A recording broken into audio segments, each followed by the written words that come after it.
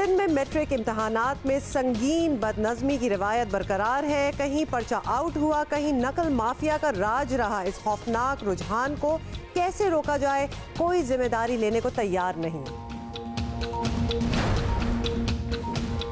जहेज पर पाबंदी लगाने की करारदाद पंजाब असेंबली में पेश हो गई। जहेज किसी एक घर का नहीं, पूरे माशरे का मसला है। जितनी जल्द जान छुड़ा ली जाए उतना ही अच्छा है।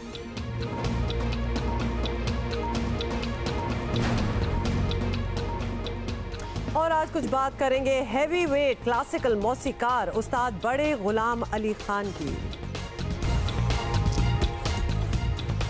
भाई वाह, हैवी वेट इसलिए कहा है क्योंकि इनका काम और इनका फन इतना ऊंचा और इतना हैवी था कि यकीनन इनको हम याद करेंगे आज, उस्ताद बड़े गुलाम अली खान को। और इसके अलावा भी बहुत कुछ होगा, लेकिन सबसे पहले हम एक और बात करना चाहते हैं। जैसे कि हम आपको बताना चाहते हैं कि वजीर आज़म इमरान खान ने एक नए स्कीम का ऐलान किया है। येट वन मोर, और ये है जी गुर्बत के खात्मे के लिए है। और हमारी जियो न्यूज़ की टीम ने इस पर एक सटायर जो है वो तैयार किया है। आपका बड़ा पसंदीदा तेजाबी टोटे, मतलब Let us begin the day with that.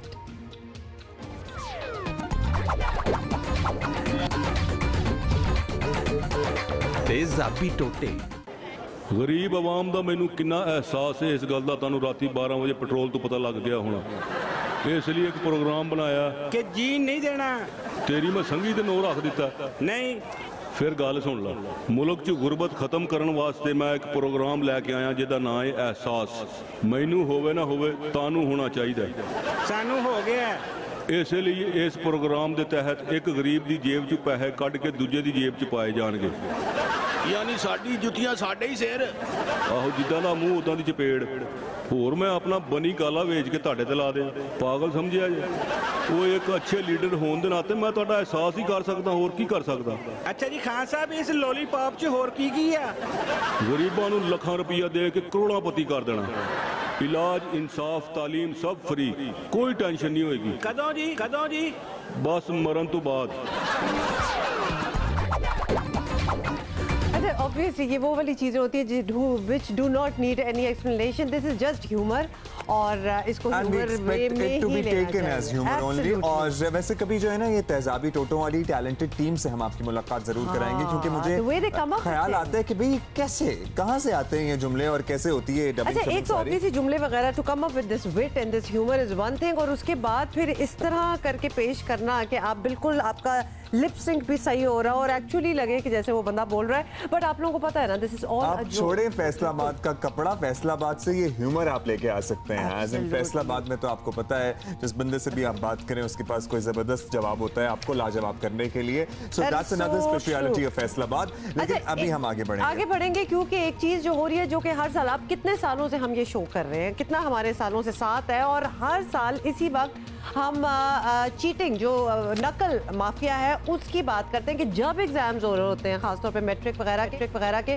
तो चीटिंग स्टार्ट हो जाती है। व्हाट इज गोइंग ऑन, और कोई रोक नहीं सकता। आपको बताएं कि पर्चे आउट हो चुके हैं। मुझे याद है हमने व्हाट्सएप ग्रुप्स भी बनाए हुए थे। हमने तो बनाए हुए नहीं थे, हमें शामिल किया गया था। हमें पूरे पेपर्स आ रहे थे, जिन्होंने पेपर्स नहीं भी देने। लेकिन एनीवे, आपको जल्दी से बताएं कि पर्चे आउट और नकल माफिया का राज और इंतजामिया गायब, ये भी बहुत बड़ी बात होती है। सिंध में मैट्रिक इम्तहानात की वही रवायत इस बार भी कायम है, और कराची समेत सिंध भर में कहीं पर्चा आउट हुआ तो कहीं नकल माफिया पहले ही पर्चे में सरगर्म नजर आया। और कई शहरों में 9वीं यानी 9th क्लास का पर्चा आउट हुआ है। इम्तहानी मराकज में दफा 144 नाफिज होने के बावजूद स्टूडेंट्स नकल का मवाद और मोबाइल फोन माशाल्लाह इस्तेमाल करते दिखाई भी दिए हैं।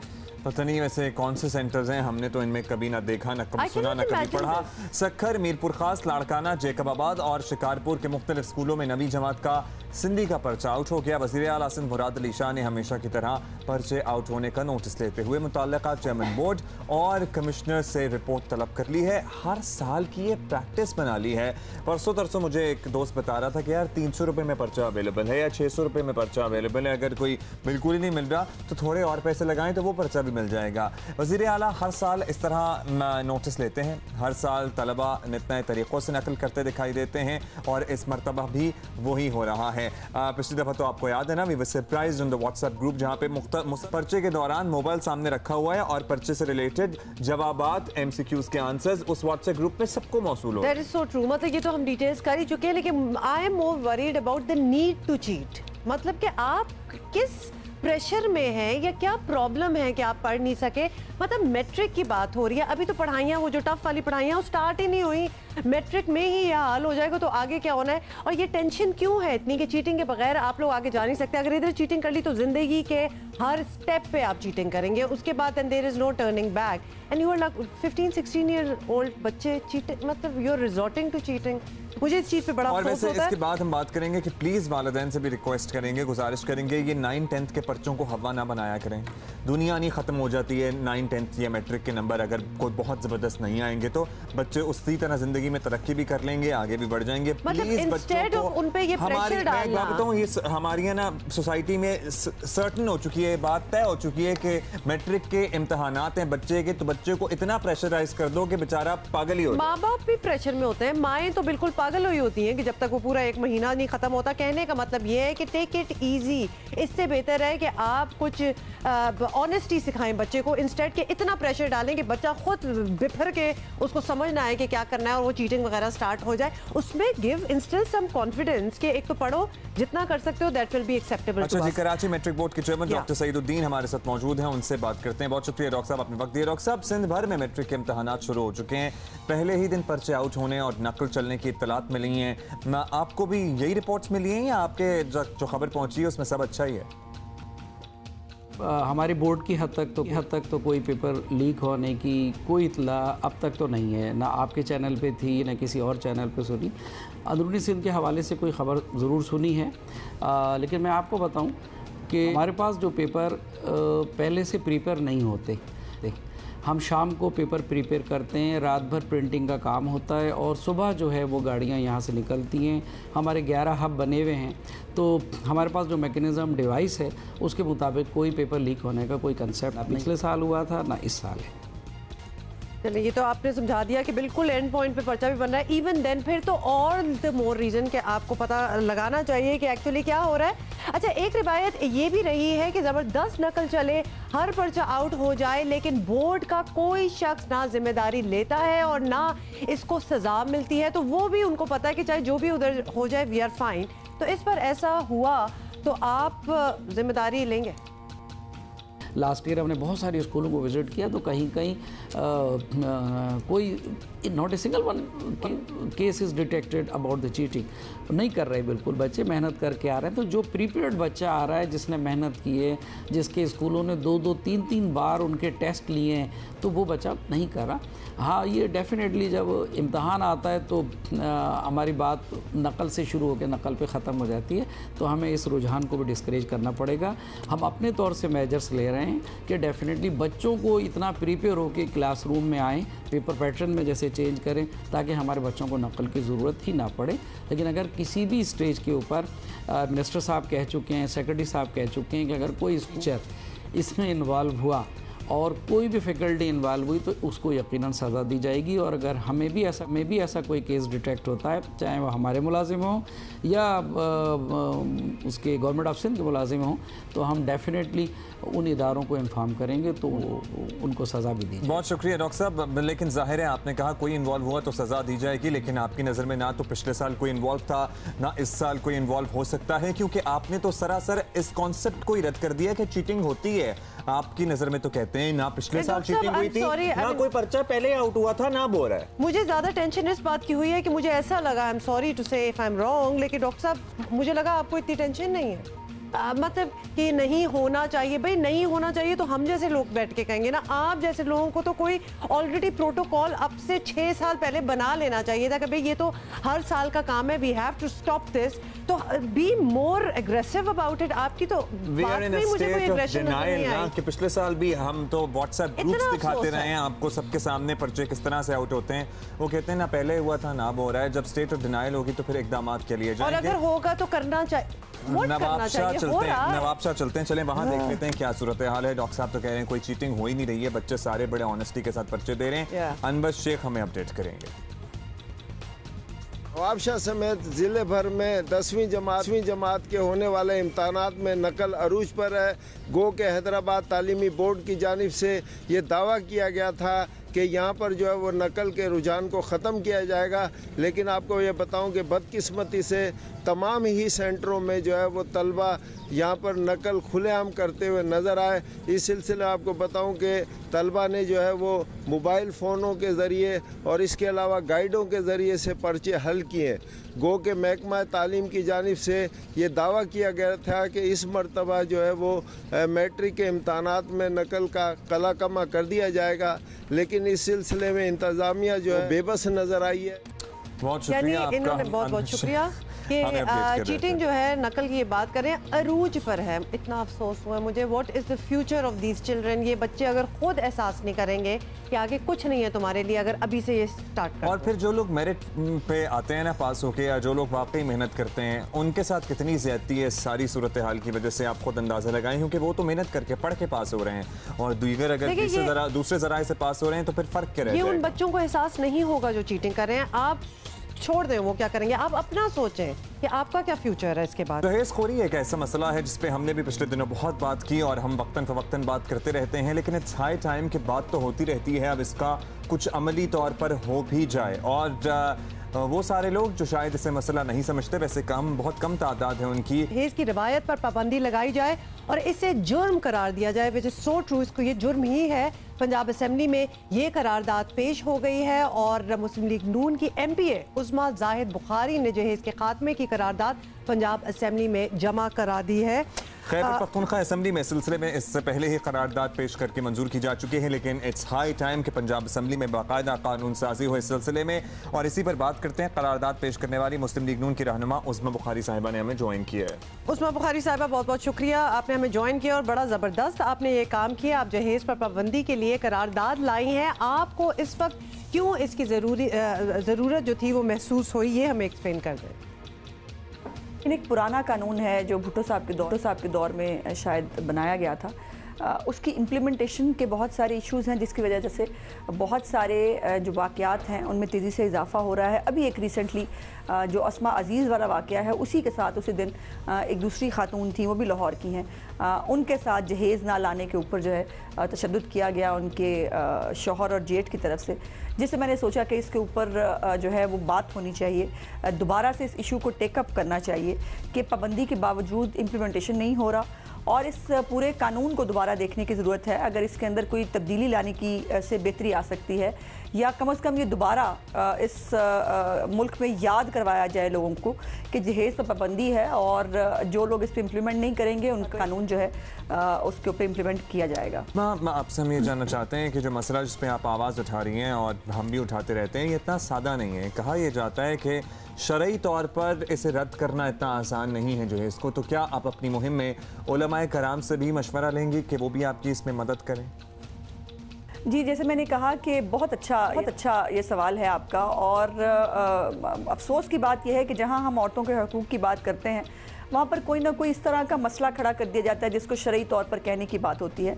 क्यों कभी तो रेजोल्यूशन जो है वो पास, मैंने इसलिए रेजोल्यूशन मूव किया है कि ये पास हो जाए तो इस लॉ को देखा जाए, उसके बाद यकीनन उलमा कराम से भी इसके ऊपर जो है उनकी राय ली जाएगी। और मैं नहीं समझती कि कोई भी आलम इस्लाम जो है वो इस बात से भी इनकार कर सकता है कि जहेज़ जो है उसकी वजह से बच्चियों की शादियाँ ना हो सकें, और जहेज़ की लानत को जितना ज़्यादा फैला दिया गया है हमारे मुल्क के अंदर, हमारी सोसाइटी के अंदर, वो कतई तौर पर इस्लाम के किसी भी समझती हूँ कि असूल के जो है वो मुनाफी है और उसको किसी भी तरह जायज़ करार नहीं दिया जा सकता। बल्कि मैं उम्मीद करती हूँ आपके इस प्रोग्राम के प्लेटफॉर्म से भी कि तमाम उलमा कराम जो है वो इसमें अपना इनपुट दें और ये मिलकर एक कैंपेन हम जो है वो बनाएं ताकि लानत का जो है हमारे मुल्क से खात्मा मिलकर एक कैंपेन बनानी चाहिए। इसीलिए हम यहाँ पे बैठ के बात भी करते हैं। हम भी उम्मीद करते हैं कि जितनी आप बात करेंगे, हम बात करेंगे, पीपल विल रियलाइज कि इसको ख़त्म हो जाना चाहिए, वरना ये बहुत प्रॉब्लम्स क्रिएट कर रहा है और करता चला आया है। Over the years film Load Wedding जहेज की बुराइयों के मौजू पर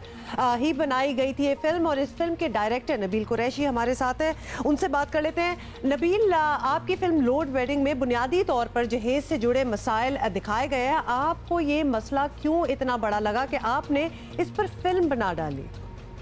जहेज के ऊपर फिल्म बनाने का जो मकसद था वो ये था कि सोसाइटी के अंदर बहुत सारी ऐसी चीज़ें जिससे एक आम इंसान की ज़िंदगी में बहुत फ़र्क पड़ता है। उसमें से एक चीज़ जहेज भी है। हर घर में जो है वो बहनें बेटियां हैं, और जब उनकी शादी होती है तो जहेज की डिमांड जो है वो बहुत सारे लोगों की तरफ से आती है, which is wrong we believe. और क्योंकि एक तो जहेज जो है वो हमारे मज़हब में भी अलाउ नहीं है, जिस तरह का जहेज हमारे यहाँ बेसिकली दिया जाता है, और कल्चरली भी हमारा हिस्सा नहीं है। और ये मगर एक ये प्रैक्टिस है जो कि सालों से चलती आ रही है, कभी ख़त्म नहीं हुई। कभी इसको आप नाम बदल देते हैं, गिफ्ट लोग बोल देते हैं, या आप कह देते हैं कि अपनी खुशी से जी लोगों को दे रहे हैं, बट इवेंचुअली इससे जो होता है वो लड़की के घर वालों पर या बताते लड़की पर खुद पे बहुत ज़्यादा प्रेशर होता है, बहुत ज़्यादा दबाव होता है। तो इसलिए ये फिल्म हमने बनाई, और हमें लगता है कि ताकि लोगों में अवेयरनेस जो है वो पहले इस बारे में गलत है। At such a stage of Pakistani cinema, you were very brave to make such a film, Nabeel. लेकिन अब लोड वेडिंग हमने देखा, इसने बिजनेस भी ठीक ठाक किया, तो इससे ये हम अखज़ कर सकते हैं कि जहेज़ का मसला माशरे में एक बड़ा मसला समझा जाता है, because people were willing to pay for it, और सिनेमा जाके इन्होंने देखी भी। मज़ीद क्या कर सकते हैं हम, आप मिलकर कुछ कर सकते हैं या हम लोग कुछ कर सकते हैं? कुछ सजेस्ट करें आप। इंटरेस्टिंग बात यह है कि ये सबको मालूम है ये चीज़ गलत है, मगर फिर भी ये चीज़ प्रैक्टिस होती है। तो बीइंग अ फिल्म मेकर हमारे पास जो है वो एक मीडियम है, जैसे कि टीवी है या सिनेमा है, हम सिनेमा के लिए काम करते हैं। तो लोगों को नॉट जस्ट सिर्फ एंटरटेनमेंट, एक्चुअली उनको जो है वो सब्सटेंस वाली फिल्म्स अगर हम पेश करें जिसके अंदर कोई मैसेज हो या सोसाइटी की कुछ इस्लाह कर रहे हो, तो उस तरीके की फिल्म हम बनाते हैं। और हमारा मकसद था कि इस बारे में जो है वो हो जाए। अच्छा नबील, फाइनल सवाल, और अभी आपने सुना होगा हम इस पे बात भी कर रहे हैं कि पंजाब असेंबली में जहेज पर पाबंदी के लिए करारदाद पेश हुई है। कोशिश की जा रही है एटलीस्ट कि इसे कानूनी तौर पर जुर्म करार दिया जाए। तो अगर ऐसा हो जाए इंशाल्लाह, तो माशरे पर क्या असर पड़ेगा? लकीली बहुत अच्छा रहा है कि पंजाब गवर्नमेंट ने जो है वो ये करारदाद पेश की है असेंबली में कि जहेज के खिलाफ जो है वो पाबंदी लगी जाए। आई होप कि ये रेजोल्यूशन जो है वो पास हो, और इससे एक आम इंसान की ज़िंदगी में बहुत फ़र्क पड़ेगा, बहुत बड़ा फ़र्क पड़ेगा।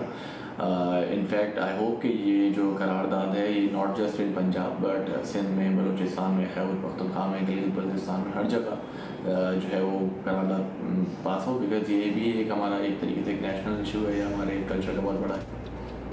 बहुत शुक्रिया नबील, आपने वक्त दिया।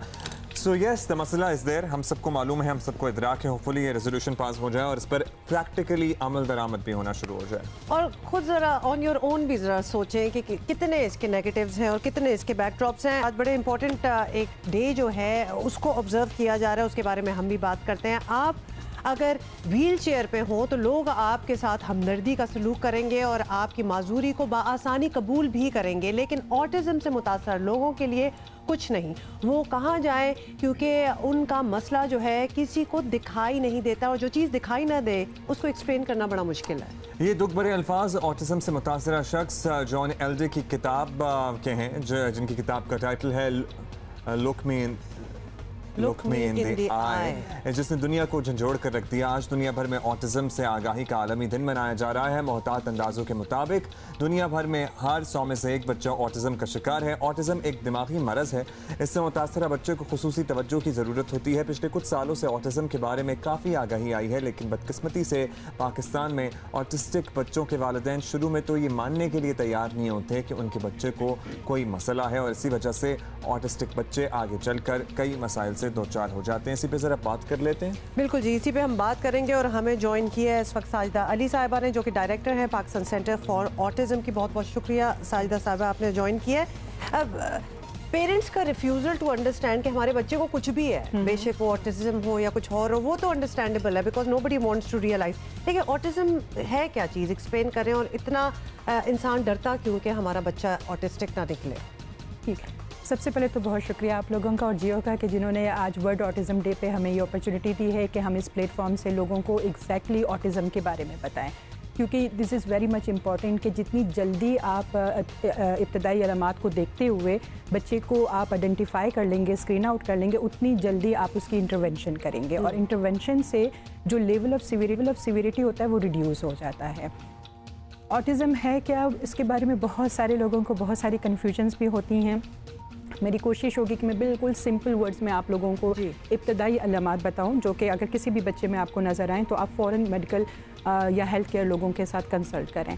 सबसे पहला प्रॉब्लम क्या होता है जो मैं आपको जनरल टर्म्स में बताऊंगी कि जब ऐसे बच्चों को जब आवाज़ दी जाती है तो उनका रिस्पॉन्स जो होता है वो डिले होता है या नहीं होता। फॉर एग्ज़ाम्पल कि अगर एक यहाँ पे एक बच्चा हो और उसको कहें कि अली अली, तो अली एक दूसरा बच्चा होगा वो कोई आई कांटेक्ट करेगा और रिस्पॉन्स करेगा, ठीक है। अगर वो आई कांटेक्ट नहीं भी कर रहा लेकिन वो रिस्पॉन्स करेगा। ऑटिज़म में जो बच्चे होते हैं ये आपको रिस्पॉन्स नहीं करते हैं।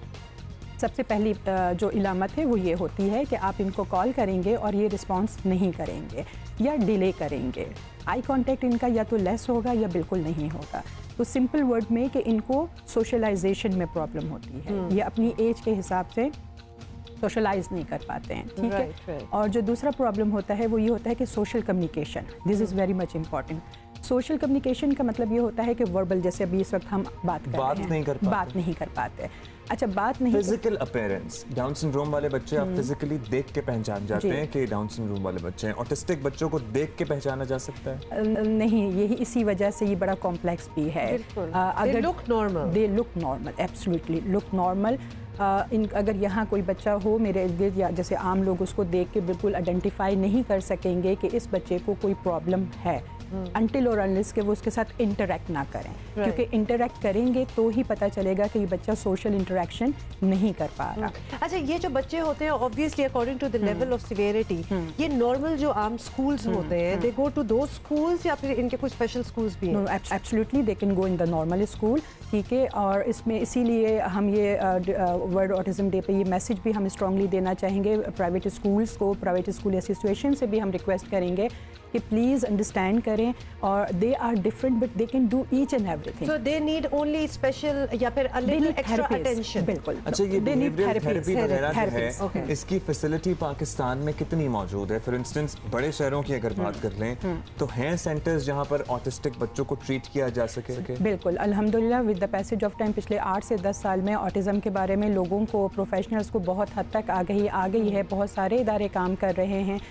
जो मेन जो प्रॉब्लम है, मुझे 20 साल हो गए इस फील्ड में काम करते हुए, और इसमें इस वक्त हमारी सोसाइटी में ऑटिज़म के हवाले से जो प्रॉब्लम है सबसे मेजर वो एक्सेप्टेंस का है in mainstream schools, right. कि इनको ये एजुकेशन, यू नो कि यूएन का भी आर्टिकल है कि no child left behind, right. लेकिन यहाँ पे अनफॉर्चुनेटली जो मेन स्ट्रीम स्कूल्स हैं वो एक ऑटिस्टिक बच्चे को एक्सेप्ट ही नहीं करते। बहुत शुक्रिया साजिदा अली साहिबा, हमारे पास वक्त बिल्कुल इतना ही है, लेकिन we wanted to touch upon it ताकि हम हमेशा यही करते हैं कि थोड़ी सी आप रिसर्च खुद भी करें and find out. Thank you for the response. हमने जो शुरू में आपसे सवाल किया था, आप तो भर भर के उसके जवाब दे रहे हैं। क्या क्या हमें चीजें पता लग रही हैं? हाँ, सो समबडी सेड कि हैदराबाद से आपको चूड़ियां भिजवाई जा सकती हैं और ठंडी हवाएं भी साथ लिखा गया था। तो बड़े शायराना है आप लोगों ने ऑब्वियसली चीजें तो बताई है कि कसूर की सर्दी में मछली, और वैसे सारा साल अगर आपने कसूरी सौगात कहीं लेके जानी हो तो कसूर के अंदर से। हाय, क्या चीज याद ज़माना ही हो गया वैसे अंदर से खाए हुए।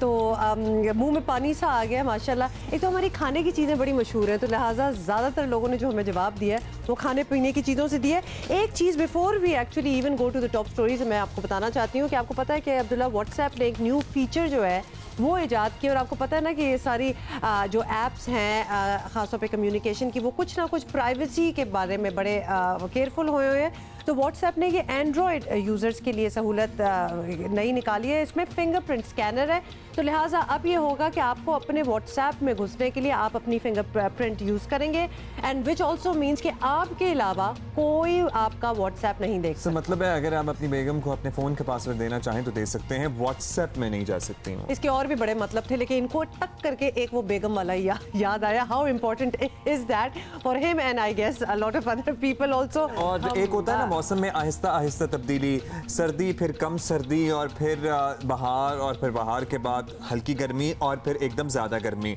हमारे साथ ये हुआ है कराची में। आप अपने शहरों का अहवाल हमें बता सकते हैं कि सर्दी और फिर शदीद गर्मी। हाँ एग्जैक्टली हमारे साथ यही हुआ है। मतलब पिछले कुछ दिनों से टेम्परेचर जो है वो ऑलमोस्ट 40 टच कर रहा है, तो आप अंदाजा कर ही लेंगे हमारा क्या और ये हाल है। कराची में पीक की गर्मी में ये टेम्परेचर टच करता है। एब्सोल्युटली। आपको बताएं कि मुल्क के मैदानी इलाकों में बढ़ने वाली अचानक गर्मी ने लोगों को परेशान कर रखा है। वो हम आपको बता रहे हैं, गैर मुतवक्के तौर पर पारा जो है वो 40 का जो फिगर है उसको क्रॉस कर रहा है। और ख़ास तौर पर गर्मी ने कराची वालों की तो हालत जो है वो ख़राब कर दी है। अप्रैल के पहले ही दिन यानी कल की हम बात कर रहे हैं, दर्जा हरारत 40 डिग्री सेंटीग्रेड को छूने लगा।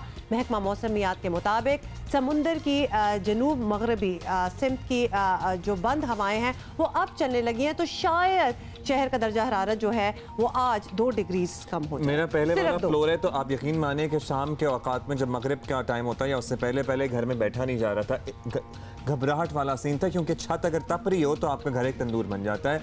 मुल्क के दीगर इलाकों में मौसम खुश्क और सिंध में गर्म रहा। छोड़ 44, मिट्टी 43, टंडूजाम और हैदराबाद में दर्जा हरारत 42 डिग्री सेंटीग्रेड रिकॉर्ड किया गया। महकमा मौसमियात का कहना है कि आज भी मुल्क के बेशतर इलाकों में मौसम खुश्क और सिंध में गर्म रहेगा। सिंध में गर्दालूद हवाएं चलने का इम्कान भी है।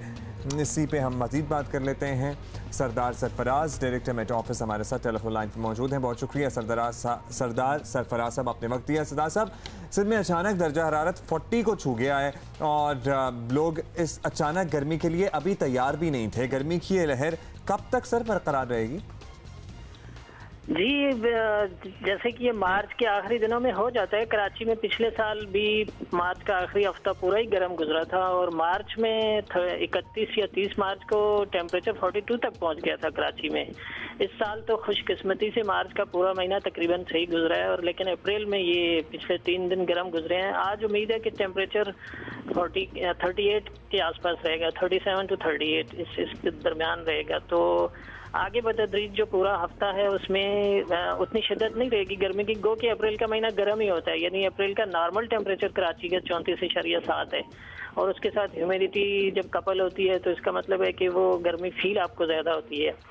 तो अगला जो वीक हम देख रहे हैं उसमें यही है कि 35 से 37 इस रेंज में रहेगा टेम्परेचर। तो वो जो बिल्कुल 40 तक पहुंच गया था वो कैफियत नहीं रहेगी अब। जी अच्छा सरदार सरफराज साहब, ये भी बताइएगा कि ऑब्वियसली हमने इस बार सर्दियां भी अगर देखें तो थोड़ी सी अनप्रेसिडेंटेड टाइप देखी है। ड्यूरेशन काफ़ी लंबा रहा और अच्छी खासी सर्दी भी कराची के हवाले से रही, तो उसी की तरह गर्मी भी पहले से ज़्यादा होगी, लाइक टेम्परेचर विल सोर? जी अभी कुछ कह नहीं सकते हम। जैसे मैंने आपसे अर्ज किया कि पिछले साल के मुकाबले में मार्च निस्बतन सही गया है, और अप्रैल का भी, यानी ये 3 दिन तो गर्म रहे लेकिन अगले हफ्ते से 10 दिन तक ठीक रहेगा मौसम। ठीक से मुराद ये कि उतना अब नॉर्मली हॉट नहीं होगा। तो इसमें हम देख रहे हैं, वॉच कर रहे हैं कि मई का महीना जो होता है या अप्रैल के वस्त के बाद कुछ गर्मी पड़ेगी, और फिर मई का महीना कैसे गुजरेगा वो उस बारे में अभी फोरकास्ट कुछ कहनी मतलब प्री मैच्योर है। जी चलिए, बहुत शुक्रिया। क्योंकि Sardar Sahab, May is very important. May में रमज़ान आने वाले हैं, and we hope and pray कि रमज़ान जो है वो ज़रा बेहतर गुजरे, ठंडे गुजरे। अभी आगे हम बढ़ेंगे और कल जो बड़ी खबर सामने आई और फिर आज जो है तमाम अखबारात जो हमारे सामने नज़र भी आ रहे हैं उनमें से ज़्यादातर की लीड स्टोरी भी है। बिल्कुल, आपको बताएं कि शाह महमूद कुरैशी और जहांगीर तरीन की पुरानी रंजिश फिर ताज़ा हो गई हैं, और वज़ीर आज़म इमरान खान को पार्टी के 2 बड़ों के ताल्लुकात का बखूबी इल्म भी है, लेकिन वो हालात संभाल नहीं पा रहे। पार्टी को नुकसान हो सकता है। साबिक सेक्रेटरी जनरल को वफाकी काबीना में बुलाए जाने पर PTI के नायब चेयरमैन फट पड़े। मैं उनसे कहूँगा कि मेरे भाई सोचिए, आज जब आप सरकारी मीटिंग्स पर बैठते हैं तो फिर मरियम औरंगज़ेब साहिबा को प्रेस कॉन्फ्रेंस का मौका मिलता है, और नून लीग सवाल उठाती है कि ये कंटेम्प्ट ऑफ कोर्ट नहीं तो क्या है। 62(1)(f अगर नवाज शरीफ साहब पर लग जाता है तो हम कहते हैं कि ओते के अहल नहीं है, ना पार्टी के ना सरकार के। और अगर 62(1)(f हम पे लागू हो जाए तो उसका यार्डस्टिक और हो जाए।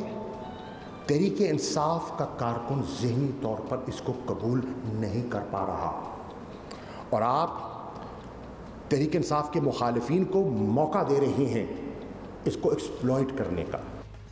इससे पहले भी मुल्तान के मखदूम लोधरा के जमींदार के खिलाफ कभी दबे अल्फाज में तो कभी खुलकर बोलते रहे। क्या आने वाले इंतखाबात में मुझे टिकट इन हजरात ने देना है? सवाल ही पैदा नहीं होता। मैं उस दिन सियासत से खैर बात कह दूंगा जिस दिन मुझे इनके सामने टिकट के लिए हाथ फैलाने पड़े। मैं इज्जत से घर चला जाऊंगा। तो सियासी तिफल मकतब हैं, वो हमें रोशनी दिखाने आए हैं। वाह वाह तेरी अदावत, वाह तेरी अदावत। जो बंदा खेल में ही नहीं है, जो बंदा इलेक्शन ही नहीं लड़ सकता, जो जिसका खेल में कोई जिक्र नहीं है, मैं उसे झगड़ा लगाऊं? मैं पागल हूं? मैं क्यों झगड़ा करूंगा? मेरा तो उसे झगड़ा बनता ही नहीं है मेरे भाई। He is not in the game. जो बंदा गेम में नहीं है, मैं झगड़ा करके पागल हूं करूंगा झगड़ा उससे। इंतखाबात से पहले इमरान खान ने खुद इन इख्तलाफात की तस्दीक की थी, बल्कि इनके हल का अनोखा तरीका भी पेश किया था। दो ग्रुप्स बन गए, एक जहांगीर तरीन का, एक शाह महमूद का। हमने इलेक्शन मुलतवी कर दिए, लेकिन वो जो उसके अंदर जो टेंशन बनी ना, उसका फॉल आउट है ये। लेकिन ये इतना बड़ा इशू नहीं है अब तो खैर। और गवर्नमेंट का ये, गवर्नमेंट में जब आते हैं ये इशू ख़त्म हो जाते हैं। अगर प्राइम मिनिस्टर तकड़ा हो और वो यानी कि रेगुलर कैबिनेट मीटिंग्स बुलाए, ऐसी चीज़ें नहीं होती। लेकिन अब साबित हो गया कि हुकूमत मिल जाने के बावजूद ये फासले कम होने के बजाय और बढ़े हैं। बेशतर पार्टी रहनुमा खुलकर जहांगीर तरीन के साथ खड़े हैं। इससे तहरीक इंसाफ में कशीदगी मज़ीद बढ़ेगी। हर पार्टी रहनुमाओं में इख्तलाफात होते रहते हैं, मगर इन्हें कंट्रोल करना लीडर का काम होता है। मुस्लिम लीग नून में भी चौधरी निसार की अहम रहनुमाओं से बातचीत तक नहीं थी, मगर कभी नौबत यहाँ तक नहीं पहुँची थी। इसी पर ज़रा बात कर लेते हैं। सीनियर सहाफ़ी आसमा शिराजी ने हमें ज्वाइन किया। बहुत बहुत शुक्रिया आसमा, आपने हमारे लिए टाइम निकाला है। पहला सवाल तो यही बनता है कि जहांगीर तरीन को काबीना में बिठाना इमरान खान का फैसला था। शाह महमूद कुरैशी ने जो कुछ कहा, क्या वजीर आजम इसे बगावत के बराबर मानेंगे? उन्होंने एक बहुत सोचे समझे तरीके से बात की, जो भी की, लिहाजा वो उसको बगावत के ज़ुमरे में पता नहीं लाते हैं। अगर ला भी सकते हैं तो वो अफोर्ड नहीं कर सकते किसी भी इलेक्टेड मेंबर को खो देना। मसलन अभी कुछ दिन पहले इत्तलात आई थी कि वज़ीर इत्तलात को बदल रहे हैं। एक तो कोई उनको रिप्लेसमेंट नहीं मिली फवाद चौधरी साहब की। फिर फवाद चौधरी साहब ना सिर्फ नेशनल असम्बली की सीट जीती, बल्कि उनके पास प्रोविंशियल असम्बली भी थी।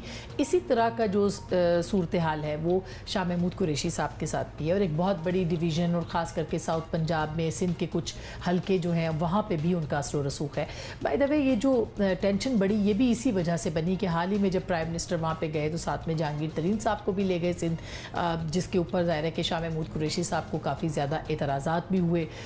तो उसकी बुनियाद के ऊपर जो है ये इख्तलाफात मज़ीद बढ़ गए और उनको ओपनली आके ये प्रेस कॉन्फ्रेंस करना पड़ी। ये प्रेस कॉन्फ्रेंस एक बाकायदा डिज़ाइन प्रेस कॉन्फ्रेंस थी, एक बाकायदा एक इलेक्शन जीतने के बाद उस मौके से फ़ायदा उठाते हुए कुछ मैसेजेस कन्वे किए गए। दूसरा इसका बड़ा एक इम्पॉर्टेंट टाइमिंग यूँ भी है कि बुज़दार साहब को तो ऑलरेडी जो है वो उनकी सरकार को अल्टीमेटम दिया जा चुका है, इत्तलात हैं। और आपने देखा कि एक नॉन इलेक्टेड पर्सन जो कि वहाँ पे हैं, उनके तर्जुमान शहबाज गिल साहब, उनके बारे में भी इत्तलात आ रही हैं, अखबारों में खबरें आ रही हैं कि उनको इख्तियारात सौंपे गए, जो कि पाकिस्तान की तारीख में पहले कभी इस तरह से नहीं हुआ, लेकिन ये है। तो ऐसी सूरत में अगर वो तब्दील होते हैं तो एक पोटेंशियल कैंडिडेट के तौर पे शाह महमूद जो है वो हो सकते हैं, और शायद इसी टाइमिंग को वो इस्तेमाल भी करें। अच्छा अस्मा, ये बताइएगा कि जहांगीर तरीन को काबीना में बिठाना ज़ाहिर इमरान खान का फैसला था।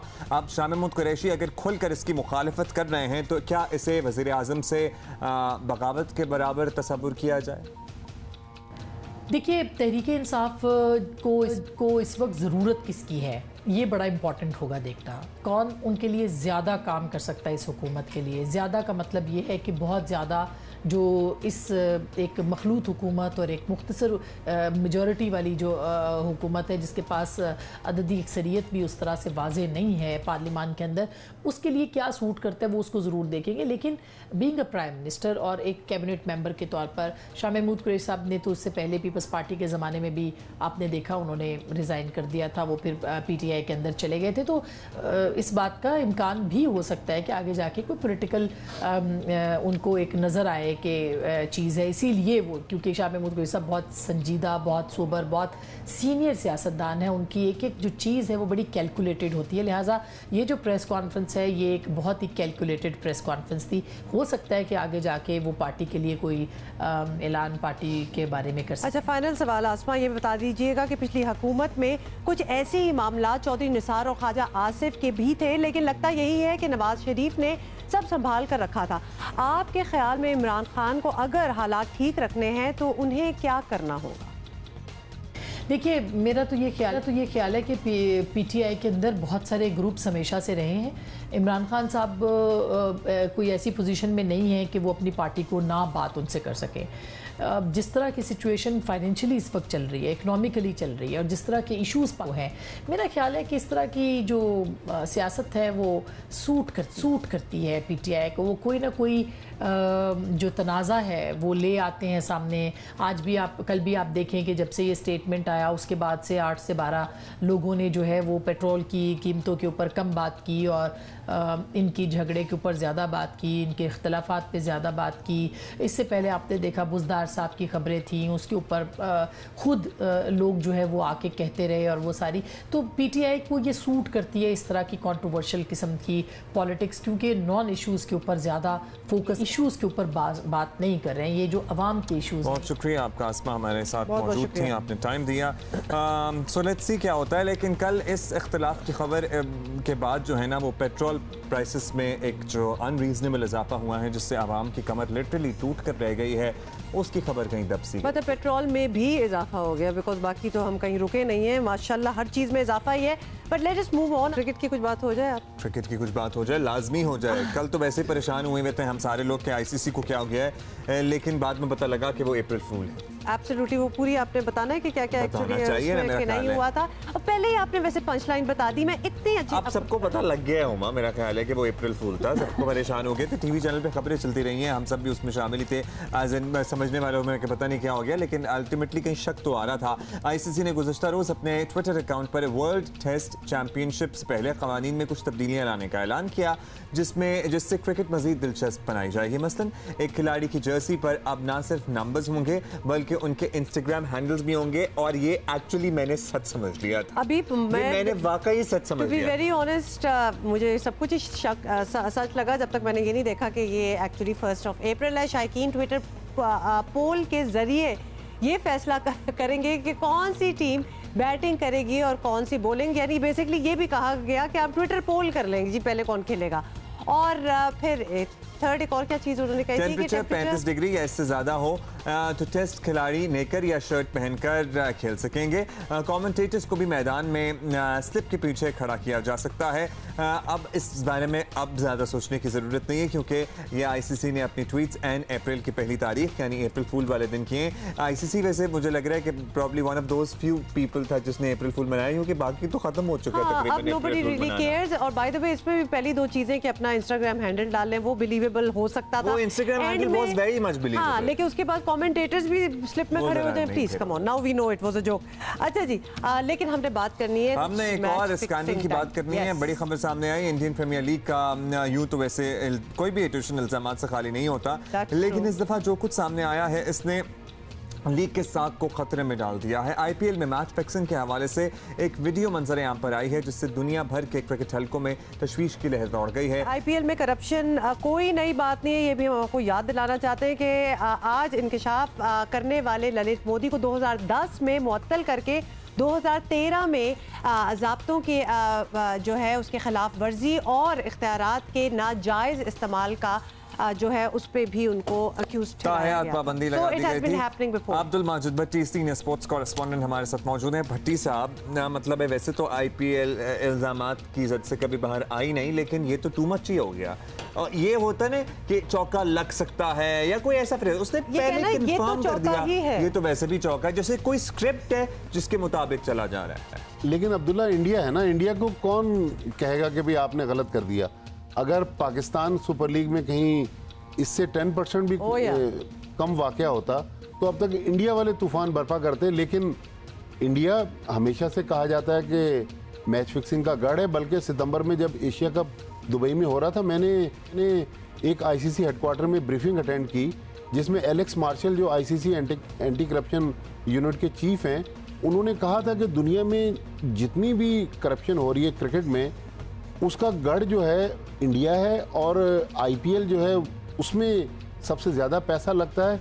लेकिन उन्होंने ये भी कहा कि दुनिया भर में जो T20 लीग्स हो रही हैं ये ICC के लिए चैलेंज है। लेकिन इसमें मसला ये है, ये चूँकि इंडिया का डोमेस्टिक टूर्नामेंट है तो ICC उस वक्त तक इंटरवीन नहीं कर सकता जब तक इंडिया इसमें खुद ICC से कहे कि आप हमारी मदद करें। एक तो इंटरवेंशन होती है कि इंटरवीन नहीं कर सकता, एक रेपुटेशन होती है। मतलब अगर हम यहाँ बैठे हो ये बात कर रहे हैं और दुनिया को पता भी है कि करप्शन ओरिजिनेट कहाँ से होती है, हम क्रिकेट के हवाले से बात कर रहे हैं और फिर इस किस्म की चीज़ सामने आ जाए, okay fine, so it might be there domestic thing and everything, लेकिन नजर आ रहा है कि हो क्या रहा है इसमें तो इफ्सन बट सही नहीं बैठेगा। देखिए जो अब से 3 साल पहले जो ICC के जो फॉर्मर चेयरमैन भी थे और BCCI के भी प्रेसिडेंट थे श्रीनिवासन, उनकी वो जो टीम थी चेन्नई सुपर किंग, वो जो स्कैंडल हुआ था वो तो मेरा ख्याल बहुत बड़ा स्कैंडल था।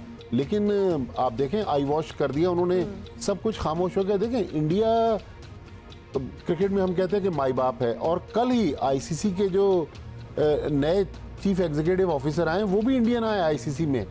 लेकिन एक बड़ा वैलिड पॉइंट जो पाकिस्तान के फॉर्मर कैप्टन राशिद लतीफ एक अरसे से कह रहे हैं कि ये जो डिले मैचेस आते हैं ना टेलीविजन पर, 12-13 सेकंड का जो डिले होता है, उनके जो बुकीज हैं उनके लोग बैठे होते हैं ग्राउंड में, वो फोन के जरिए उनको बता रहे होते हैं कि इस गेंद पर क्या हो गया, होने वाला है या क्या हो चुका, क्योंकि वो तो टेलीविजन पर 13 सेकंड बाद वो चीज़ देखेंगे। उससे भी मैच फिक्सिंग को बहुत मदद मिल रही है। तो ये बड़ा आई वंडर कि टेक्निकली कितना फीजिबल है कि डिले बिल्कुल खत्म कर दिया जाए, क्योंकि समहाउ कुछ डिले तो आएगा ही लाइव टेलीकास्ट में। भट्टी साहब, BCCI मुतहर्रिक हुआ, इतना बड़ा मसला कल सामने आ गया, ये कुछ कोई इंडियन क्रिकेट बोर्ड में कोई हलचल मची, कोई मअतल हुआ, किसी से जवाब तलबी, कोई नोटिस, कुछ नहीं हुआ? कुछ नहीं। देखें अभी तक तो ललित मोदी वाहिद एक शख्स थे जिन्होंने इस पे वो भी सोशल मीडिया का सहारा लिया, एक ट्वीट उन्होंने किया। इंडियन मीडिया तो हर चीज़ को सब ठीक है कहकर जो है मीडिया वैसे तो तूफान आपको पता है ना बर्पा किया, तूफान बर्पा करता है पाकिस्तानी। ये वाले मामले पे इंडियन मीडिया पागल हुआ है? कुछ नहीं, इंडियन मीडिया में बहुत हल्का फुल्का, वो शेख रशीद अक्सर कहते हैं ना कि वो हल्की फुल्की म्यूजिक जो है, हल्की फुल्की म्यूजिक, लेकिन उसके बाद ये मामला दब गया।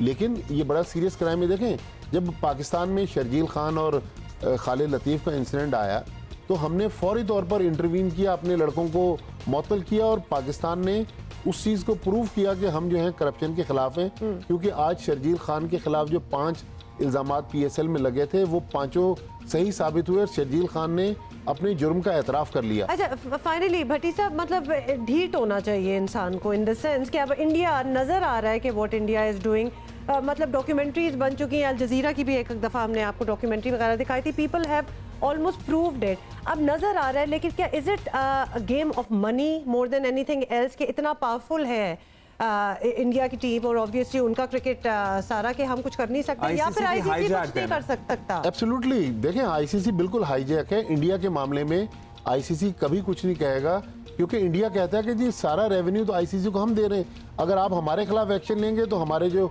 स्पॉन्सर्स हैं वो पुल आउट कर जाएंगे। तो इंडिया के खिलाफ एक्शन लेना ICC के लिए तो मेरे ख्याल में हमेशा से टेस्ट केस रहा है। ये तो पाकिस्तान, श्रीलंका, बांग्लादेश, ये थर्ड वर्ल्ड कंट्रीज हैं, इनके खिलाफ हमेशा से कार्रवाई होती है और फिर हमें कंप्लाई भी करना पड़ता है। चीजें सीरियस हैं, मतलब बहुत सीरियस है। ICC को कुछ ना कुछ इस पे एक्शन लेना चाहिए। अभी रिसेंटली श्रीलंका में स्कैंडल सामने आया था, बांग्लादेश प्रीमियर लीग में आया, पाकिस्तान सुपर लीग में 3 साल पहले खालिद लतीफ़ और शर्जील खान का वाकया सामने आया। लेकिन इंडिया के मामले पर हमेशा से आईसीसी काफ़ी सॉफ्ट रहा है, लेकिन जाहिर है और हमें हमेशा ये फील होता है कि इस किस्म की एक कंट्रोवर्सी आ जाए तो फिर बड़ा रेपुटेशन ऑफ हो जाती है एंड देन ऑब्वियसली एक ये फ्रेटर्निटी है बड़ी टाइट किस्म की। आईपीएल की बात के लिए, इन चीज़ों की बात के लिए भट्टी साहब हम आपको कुछ दिन में दोबारा रहमत देंगे और ज़रा जो हमारी वर्ल्ड कप की तैयारी है ना और क्या होने वाला है उसमें जरा हम जरा तफसील से फिर बात करेंगे हमारी तैयारी क्या है। लेकिन उमर अकमल ने जो कल कर दिया, उमर अकमल देखें हमेशा से मैं कहता हूँ ये खुदकुश बम्बार है, उसको किसी को कुछ करने की जरूरत नहीं, वो किसी की जरूरत ही नहीं होती उसको, हमारे परफॉर्मेंस दे ना दे हमेशा ऑलवेज इन द न्यूज़, खबरों में रहते हैं। एक कौन के कॉन्सेप्ट में माशाल्लाह एंजॉय कर रहे थे। वही खबर ये है कि पहली बीवी से इजाजत दिए बगैर दूसरी शादी करने पर एक शख्स को लाहौर की अदालत से सजा हो गई। पता ये चला है कि बीवी के हकूक का कानून तो है लेकिन इस्तेमाल शायद ही कभी हुआ हो। इस मामले में सबको पता होना चाहिए, मर्दों को भी और औरतों को भी। लाहौर के जुडिशल मजिस्ट्रेट ने पहली बीवी की इजाज़त के बगैर दूसरी शादी करने पर 3 माह कैद की सज़ा सुनाई है। शख्स को दरख्वास्त गुजार राबिया यूनुस का मौक़िफ़ था कि उसके शौहर शुएब जाहिद ने उसकी मर्जी और इजाज़त के बगैर दूसरी शादी की है। कानून के मुताबिक कार्रवाई होनी चाहिए और अदालत ने शुएब जाहिद को 3 माह कैद और 5,000 रुपए जुर्माने की सज़ा सुना दी है। जुर्माने की अदायगी ना करने पर शुएब जाहिद को मजीद 15 रोज़ जेल भुगतना होगी। अलबत्ता अदालत ने मुजरिम को 1 लाख रुपए के मुचलकों और शख्सी जमानत के एवज रिहाई का हक भी दिया है। और इसी पे हम ज़रा मज़ीद बात करेंगे। फैमिली कवानीन की माहिर हैं रहीमा खान, इन्होंने हमें ज्वाइन किया। रहीमा बहुत बहुत शुक्रिया। बड़ा ही इम्पोर्टेंट ये ऑब्वियसली इशू है because obviously there is a कानून देयर लेकिन उसके बावजूद कुछ होता नहीं है। बताएं कि मुख्तलिफ सूबों में कवानीन का थोड़ा बहुत फ़र्क मौजूद है। आम तौर पर पाकिस्तान में दूसरी शादी का कानून क्या कहता है? क्या पहली बीवी की इजाज़त दरकार है या इसे सिर्फ बताना ही काफ़ी हो जाता है? नहीं, बिल्कुल पहली बीवी की इजाज़त जो है वो दरकार होती है। आपको रिटन कंसेंट चाहिए होती है। सबसे पहले इसका प्रोसीजर या under section 6 of family law ordinance आपको आर्बिट्रेशन काउंसिल में एप्लीकेशन देनी होती है कि जी मैं जो हूँ मैं दूसरी शादी करना चाहता हूँ और मेरी ये वजूहात हैं। आर्बिट्रेशन काउंसिल पर नोटिस जारी करती है पहली बीवी को और पहली बीवी को बुलाया जाता है और ये पूछा जाता है कि जी दोनों पार्टीज़ को सुनने के बाद ये डिसाइड किया जाता है कि जी आया वाकई मर्द को दूसरी शादी की ज़रूरत थी या कौन सी वजूहात थीं जिनकी वजह से मर्द ने दूसरी शादी की। आर्बिट्रेशन काउंसिल बाकायदा अपना ऑर्डर रिकॉर्ड करती है विद गिविंग रीजंस कि जी मर्द ने दूसरी शादी क्यों की। अगर आप आर्बिट्रेशन काउंसिल के फ़ैसले से मुतमईन नहीं है तो आप रिवीजन फाइल कर सकते हैं before the collector as well. Further अगर मियाँ बग़ैर इजाज़त के बीवी से दूसरी शादी कर ले तो उसको उसका महर फिलफौर जितना भी लिखा होता है वो देना पड़ता है। उसके अलावा उस पे सज़ा भी लागू होती है। कानून जो है 1 साल मैक्सिमम 1 साल की सज़ा है। और शुक्रिया, बहुत शुक्रिया आपका। यहाँ तो 3 माह की सज़ा हुई है लेकिन मैक्सिमम 1 साल की सज़ा भी हो सकती है। सो वो तमाम मर्द हजरात जो दूसरी शादी करना चाहते हैं अच्छा, मुझे I am sorry foot note कि ये पूछा जाए कि आपको क्या ज़रूरत है, कि आप क्या करना चाहते हैं, ये सवाल क्या है?